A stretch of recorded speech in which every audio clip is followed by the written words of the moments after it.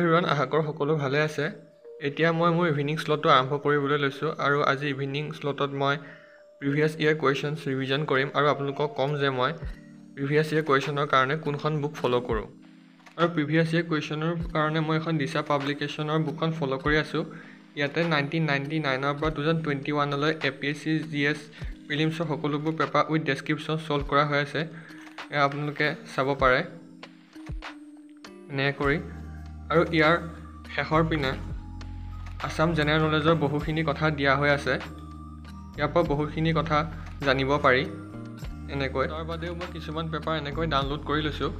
এখন GS2 C-সেটৰ পেপাৰখন আৰু এখন GS1 2022ৰ হয়।